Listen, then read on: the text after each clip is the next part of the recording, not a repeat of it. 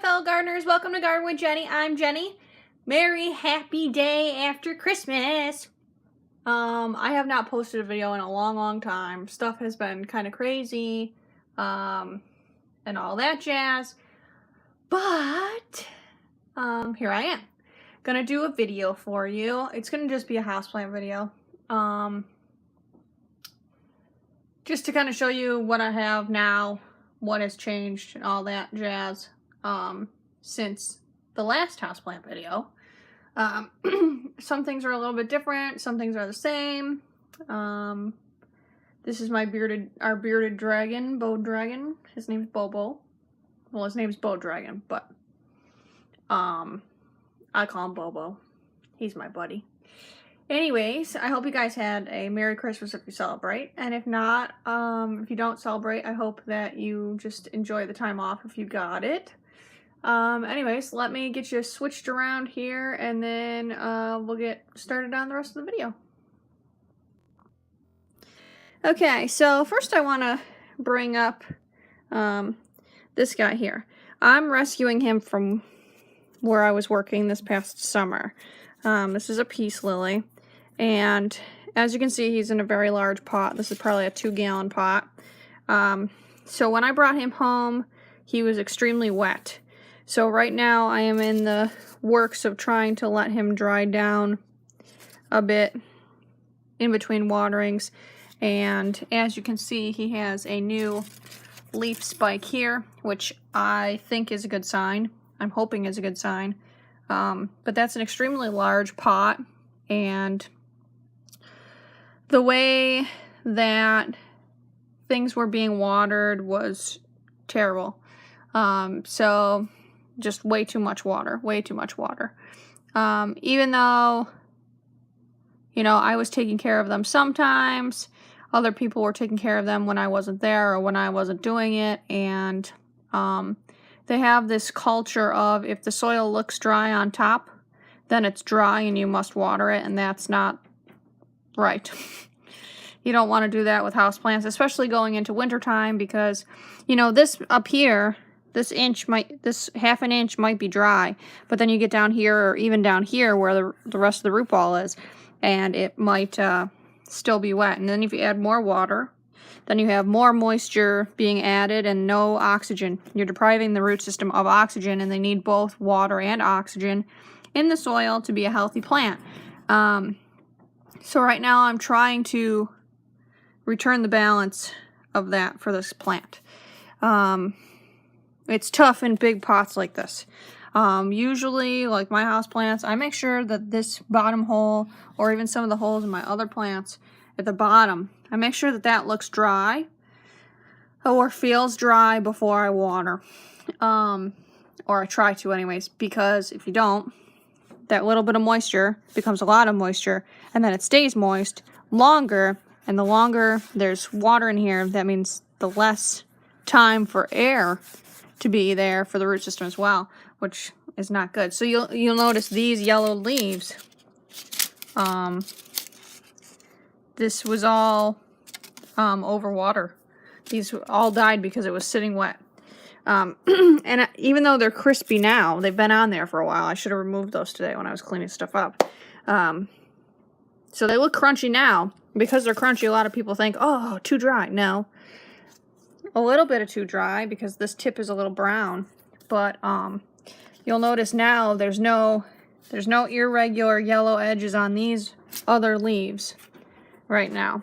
There's a little bit of spotting going on here, which is an indication that the root system is wet or was wet at one time. So like I said, I'm trying to return the balance of moisture and air to this root system so that it can thrive again. So my anthurium's doing pretty good. I just leaf shined him because he was really dusty, and he looks really beautiful. Again, you see this here. This is too dry. So I'm really trying to keep my plants a little bit on the drier side, especially during the winter. You'll notice I have water in the saucer right now because I'm trying to water him. And some of my plants, I leave water in the saucer just for a little bit so they soak it up so the root system gets rehydrated. And then I'll throw that water away because you don't want plants sitting in water like that. because then it decreases air in the soil. So here's my Sansevieria, my snake plant. This poor thing, this poor thing has fallen out of this pot numerous times, and I just repotted him. I put brand new, I'm trying cactus soil, because they can tend to dry down. This is a pot my mom painted for me. Isn't that pretty? It's got a cute little cactus. So they like to dry down in between watering as well. You'll see that this spike, this strand here, is the newest piece, and it's been growing for quite a while. They're a pretty slow growing plant, so you don't notice a whole lot of growth. So probably the last time when I did this video, it was probably down to here, which was close to probably 6 months ago. So only about that much growth within 6 months. I think that's a pretty slow growing plant. I don't know. This poor guy, let him dry out. His root system's so small that I just, I was forgetting. To be 100% honest, I forgot to water him. So, and then my croton, this poor thing, forgot about him a few times too, so he dropped some leaves. But he didn't have a whole lot of leaf structure to begin with, so I leaf shined him up today.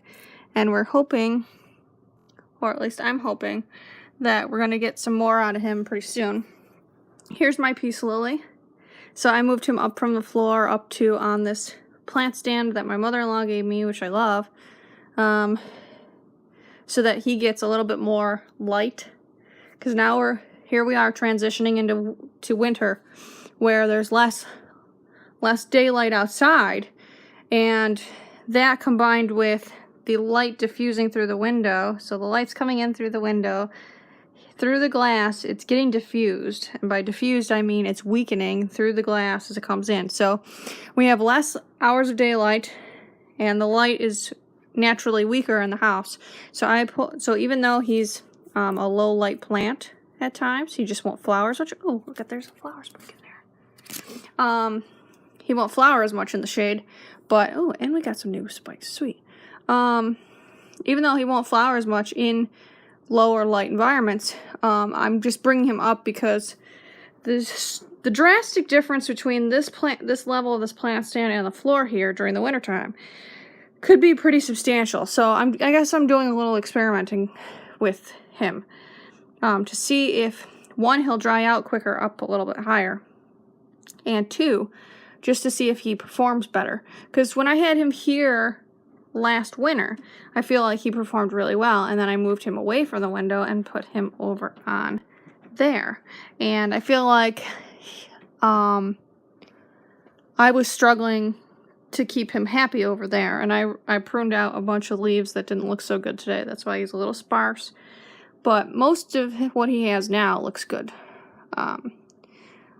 So yeah, and then here's my Aunt Vi's, I think it's a Thanksgiving cactus. There are ways to tell the difference between Thanksgiving, Easter, and Christmas cactus, and I keep forgetting the shape of their segments each time that I try and refer to whatever this one is. So I'm thinking I'm just going to call it a Thanksgiving cactus for now. He has put on about this much in segmented growth, or maybe this much, this year. Which these started really popping probably last January. So, and then this is the newest segment, which these really took off. So I'm pretty happy with this guy, and he's not struggling, at least from what I can tell. Then here are my orchids, which this guy is struggling, but that's because I think I have him in too big of a pot, and he does not have much of a root system. This guy's doing fairly well back here. Got a nice little leaf. I should have polished this because there's some gunk on his leaves. This was his last leaf. This is his new leaf, which you can see they're a lot smaller than the last ones, and that I think has to do with him having such a small root system. And there's one of his roots there. So I'm trying to rehabilitate this guy, which originally he was a rehabilitation project. And so now he's a rehabilitation project once again. I'm trying to get less glare for you guys. Here's my poinsettia. So my husband brought this home from work for me. thing about poinsettias is these red petals aren't actually the flower. These are modified leaves called bracts, and then these little clusters in here are the actual flowers, so that's kind of neat. I was always taught to let the pot dry down. If you pull the soil ball out and you feel coolness in the soil, that means there's still some moisture in there, and to let it go until you don't feel that cool dampness anymore. This was a free African violet that I got from a local nursery for my birthday. They do a free plant giveaway for your birthday month, so I went and got that. So that was free. That's pretty sweet. And then a couple more orchids. So this one has a flower spike. This guy will flower in January. Orchids usually flower once a year if they have the energy to. These two haven't done anything. But this guy, as you can see, he's really happy. He's got these nice, big, beautiful leaves. This is a predominantly southern-facing window. We have a big pear tree right here, so it gives a little bit of shade during the summer. But these, I have not had any issues with burning on these. I've had these on this windowsill all summer long and no burning, which is really good. So, his flower spike will open in January. I'm hoping it won't open until after the vow renewal ceremony, which is towards the end of January, so that I can see it. This one, my mom got me for my birthday. It had light pink flowers. Kind of like what this one looks like. There may be a video of it. I'm not sure. I can't remember. This was my anniversary present for my husband, or not anniversary, Valentine's Day present for my husband. This one flowers, white flowers, and as you can see, he's pretty content. We got some nice roots, aerial roots, as well as some nice roots in the medium. And the trick with orchids, for me, is I have to have them in these clear containers so I can see the sphagnum moss. Because what I learned is when these roots are green, kind of like the tip here, that means there's enough moisture in the root and to wait on watering. And then when they turn silver, like the rest of this root, then it means it's time to water. So down here, I wish I could, there we go. He's still green.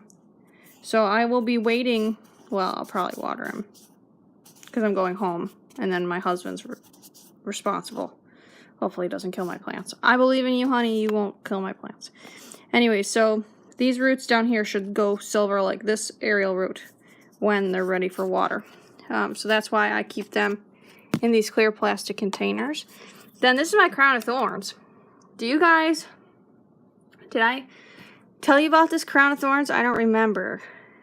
Okay, this crown of thorns, when my parents brought me my plants when we moved to Pennsylvania, they had my plants in their basement, and my dad picked this up from the nursery that I worked at back home that closed. And one of the miniature roses that he had developed spider mites, and it actually migrated to my crown of thorns. So when I brought it here, I